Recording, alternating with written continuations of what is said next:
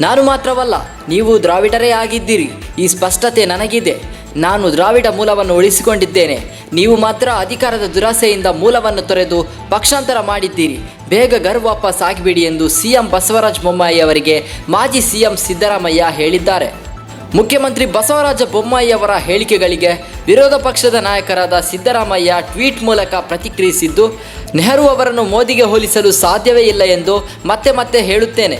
ಇಬ್ಬರು ನಾಯಕರ ಸಾಧನೆ ಬಗ್ಗೆ ಮುಕ್ತ ಚರ್ಚೆಗೆ ನೀವು ಸಿದ್ಧ ಇದ್ದರೆ ನಾನು ಸಿದ್ಧನಿದ್ದೇನೆ ಎಂದಿದ್ದಾರೆ.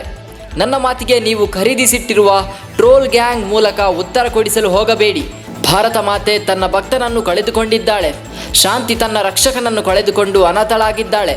ನಿರಾಶ್ರಿತರು ತನ್ನ ಆಶ್ರಯದಾತನನ್ನು, ಸಾಮಾನ್ಯ ಜನ ತಮ್ಮ ಕಣ್ಮಣಿಯನ್ನು ಕಳೆದುಕೊಂಡಿದ್ದಾರೆ. ಪರದೆ ಬಿದ್ದಿದೆ. ಹೀಗೆಂದು ನೆಹರು ಸಾವಿಗೆ AB ವಾಜಪೇಯಿ ಕಂಬನಿ ಮಿಡಿದದ್ದನ್ನು ಹಿರಿಯ BJP ನಾಯಕರಿಂದ ಕೇಳಿ ತಿಳಿದುಕೊಳ್ಳಿ ಎಂದು ಅವರು ಹೇಳಿದ್ದಾರೆ.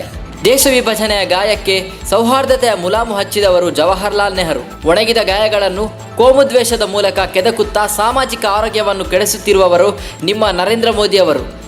ಭಾಕ್ರಾ ನಂಗಲ್, ಹಿರಾಕುಡ್, ದಾಮೋದರ ಕಣಿವೆ ಯೋಜನೆಗಳ ಮೂಲಕ ಭಾರತವೆಂಬ ಆಧುನಿಕ ದೇವಾಲಯವನ್ನು ನಿರ್ಮಾಣ ಮಾಡಿದ್ದ ಜವಾಹರ್ಲಾಲ್ ನೆಹರು ಅಭಿವೃದ್ಧಿಯ ಮುನ್ನೋಟದಿಂದ ದೇಶ ಕಟ್ಟಿದ್ದರು. ಅವರಿಗೆ ಕಟ್ಟುವುದಷ್ಟೇ ಗೊತ್ತಿತ್ತು. ನಿಮ್ಮ ನರೇಂದ್ರ ಮೋದಿ ಅವರು ಕೆಡುವುದನ್ನಷ್ಟೇ ಕಲಿತಿದ್ದಾರೆ ಎಂದು ಕಿಡಿಕಾರಿದ್ದಾರೆ.